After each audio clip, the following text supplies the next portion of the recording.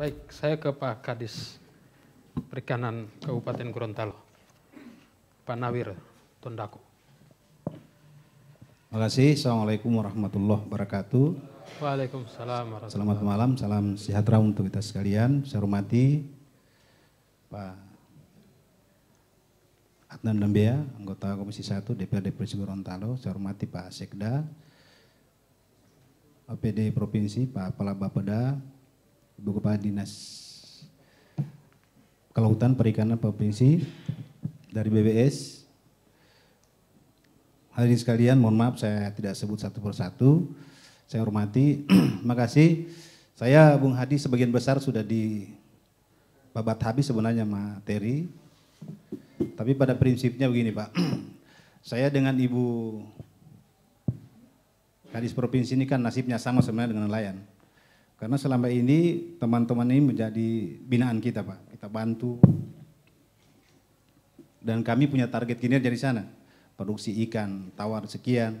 Nah, dengan kebijakan ini tentu bagaimana caranya produksi ikan tawar itu tetap ada, begitu meningkat karena itu target kinerja kami.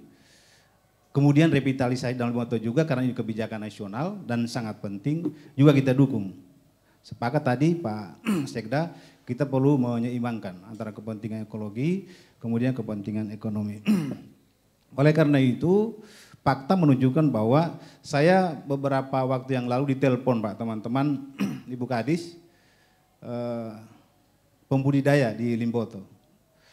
Mau informasi mereka marah-marah ke saya. Saya Kadis Perikanan baru 4 bulan Ibu. Marah-marah ke saya tidak tahu persoalannya, tapi pada kesempatan mereka melaporkan Ibu Kadis bahwa dilakukan penertiban begitu ya.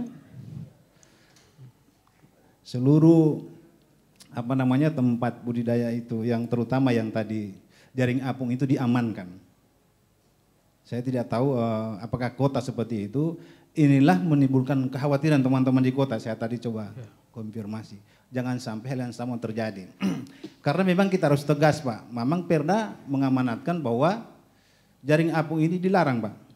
Oleh karena itu dalam rangka kebijakan kita juga memberikan bantuan Ibu Kadis, kita tidak merekomendasikan jaring apung. Karena kita akan bertentangan dengan aturan di atasnya kan. Karena memang itu dilarang sehingga bantuan ini kita hentikan Pak. Karena kita konsisten dengan Perda. Jangan sampai kita melanggar. Jadi pertanyaan saya tadi sudah benar ya? Ya kurang lebih. Ya, dihentikan gara-gara Oleh karena Perda. itu Jadi ini, saat ini. Jadi memang berdampak luar biasa juga Perda ini. Bukan hanya membuat mereka khawatir, tapi sampai dengan bantuan pun. Itu, tapi saya ingin sampaikan bahwa solusi yang perlu kami juga harus menyelamatkan kinerja kami. Oleh karena itu, sekarang ini sebenarnya kita sedang mengembangkan di Bu Kadis mohon dukungan kampung budidaya Pak. Kita ingin melakukan pergeseran begitu ya. Karena kita harus melihatkan dalam Limboto, maka harus kita melakukan relokasi Pak usaha.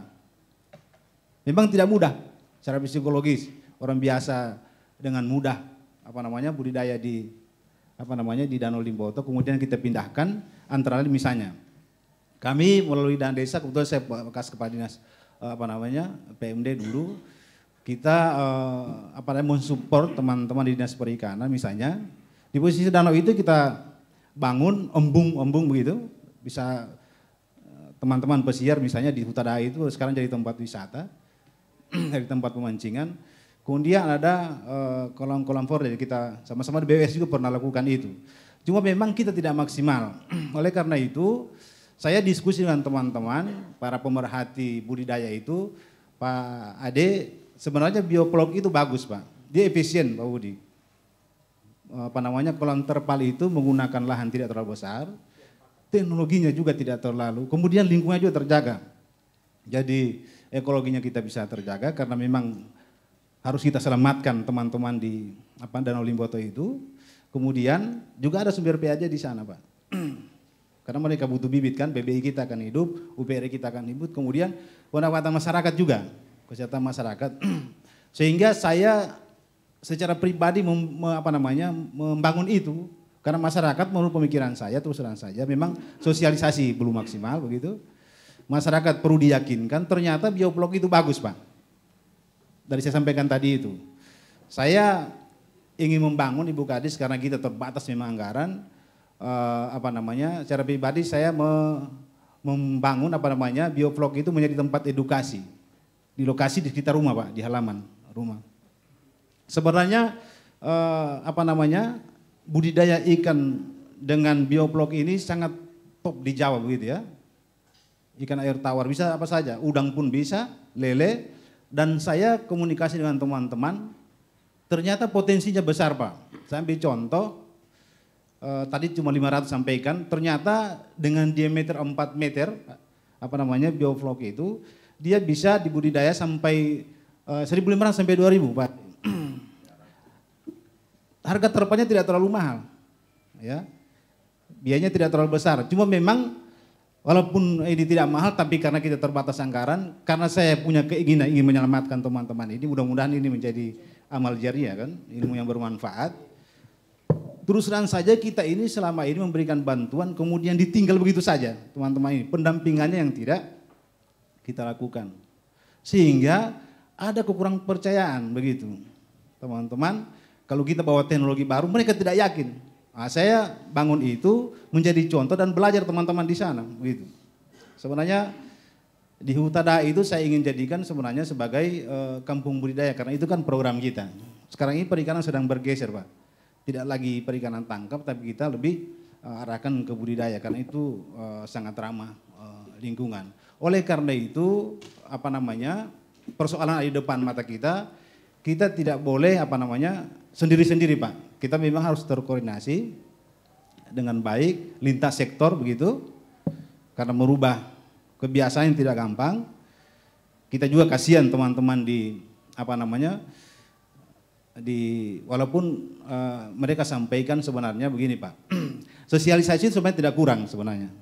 Bahkan sudah ada kesepakatan sebenarnya, karena sudah terlanjur ya di zone inti itu sebenarnya kan sudah dilarang. Tapi karena sudah terlanjur teman-teman melakukan budidaya itu sebenarnya pada saat panen terakhir itu sebenarnya tidak bisa lagi diisi.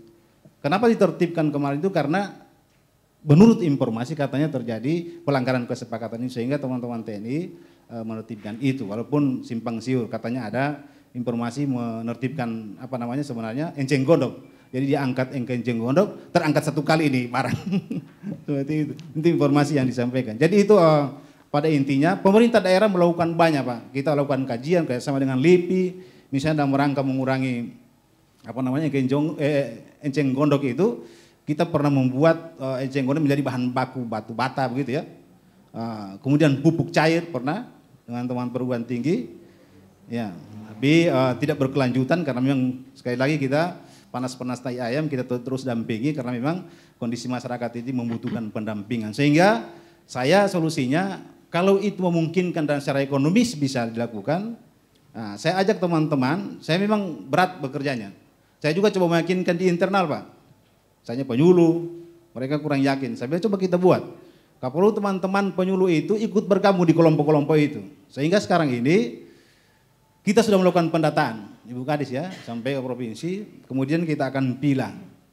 Ada memang nelayan yang sangat tergantung di mata pencariannya di Danau Limboto itu. Ini yang harus kita selamatkan lebih dahulu. Ada juga cuma kerja sambilan. Bahkan saya lihat ada pejabat juga yang di jaring ibu begitu Pak Ade ya. Ya saya kira itu solusi yang ingin kami sampaikan.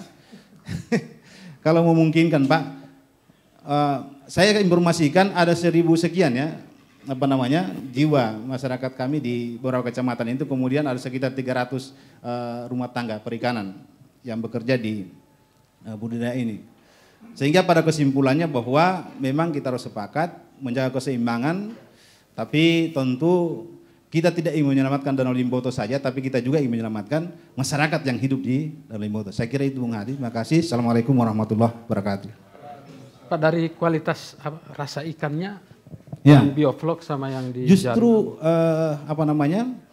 sangat meyakinkan karena dia hidupnya kan sudah dia makan kan pakan Pak. Jadi ada perlakuan teknologi fermentasi sebenarnya. Sederhana teknologinya memang, tapi memang butuh kita pendampingan karena itu membutuhkan ketelitian. Diukur pH-nya, kemudian namanya vlog. Kalau dijelaskan secara teknis ini akan panjang, tapi pada prinsipnya rasa ikannya lebih bagus, dagingnya lebih empuk begitu, lebih manis begitu, dan terjamin higienis karena dia tidak makan apa namanya yang lain-lain toh.